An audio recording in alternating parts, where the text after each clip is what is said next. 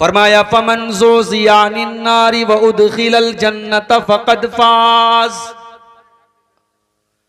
मेरे बंदो, तुमने न जाने किस किस चीज को कामयाबी समझ के रखा है। मेरे बंदो, मेरी नजर में कामयाबी तुम्हारी दौलत का हुसूल नहीं है। दौलत कामयाबी की जमानत होती तो कारून बहुत कामयाब था, मगर खजानों के साथ दबा दिया गया, दफन कर दिया गया। अगर कुर्सी और पावर ये तुम्हारी नजर में कामयाबी की दलील है तो फिरौन भी बहुत बड़ा बादशाह था, लेकिन पानी में डूबा डूबा करके हमने उसको मार दिया। अगर दुनिया में ताकत का होना और जिस्म का मजबूत होना, अगर ये कामयाबी की जमानत और कामयाबी की निशानी है, कौमे आद और कौमे समूद तो बड़े लंबे तरंगे हुआ करते थे, बड़े मजबूत हुआ करते थे, बड़े बहादुर हुआ करते थे। हमने उनको ऐसी मौत दी, हमने ऐसा अजाब उनके ऊपर नाजिल फरमाया कि वो खजूर के सड़े हुए तनों की तरह फेंक दिए गए। मेरे बंदो, कामयाबी ये तमाम चीजें नहीं है। फमन ज़ुज़िया अनिन नारी व उदखिलल जन्नत फ़क़द फ़ाज़। कामयाबी यह है कि अल्लाह की बारगाह में जब फैसला किया जाए कि तुम्हारा अंजाम क्या होगा, अल्लाह की बारगाह में यह फैसला कर दिया जाए तुम्हें जन्नत में डाल दिया गया, तुम्हें जहन्नम से बचा लिया गया। जिसको अल्लाह ताला जहन्नम की आग से बचा ले और जिसको जन्नत में दाखिल कर दे, वही कामयाब है। बाकी ये सारी की सारी दुनिया ये सिर्फ माया जाल है, ये धोखे का सामान है। वमल हयातुद दुनिया इल्ला मताउल गुरूर। ये दुनिया तो धोखे का सामान है। इस दुनिया का इतिहास है, इस दुनिया की तारीख है, इसने कभी किसी के साथ वफा न की, इस दुनिया ने हमेशा बेवफाई की है। किसने, किसके साथ दुनिया ने वफा की है? कोई है जो ये कह सके दुनिया हमेशा मेरे काम आई है? सब ठाठ पड़ा रह जाएगा जब लाद चलेगा बंजारा। इंसान जितना भी नाम कमा ले, जितनी भी दौलत कमा ले, जितनी भी प्रॉपर्टी बना ले, जितनी भी कुर्सी और इख्तिदार हासिल कर ले, एक दिन मरता है और सब कुछ छोड़ करके 2 गज जमीन में दफन कर दिया जाता है। वमल हयातुद दुनिया इल्ला मताउल गुरूर। मेरे बंदो, ये दुनिया की जिंदगी तो धोखे का सामान है। पता क्या चला?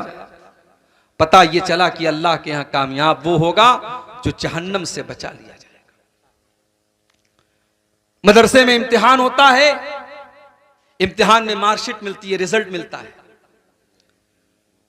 स्टूडेंट ने किस सब्जेक्ट में कितने नंबरात हासिल किए हैं मार्कशीट पर बता दिया जाता है, कितने % उसको नंबर मिले हैं सब उस पर शो कर दिया जाता है। जो तालिबे इल्म फेल है उस मार्कशीट पर, उस रिजल्ट पर लिख दिया जाता है ये फेल है।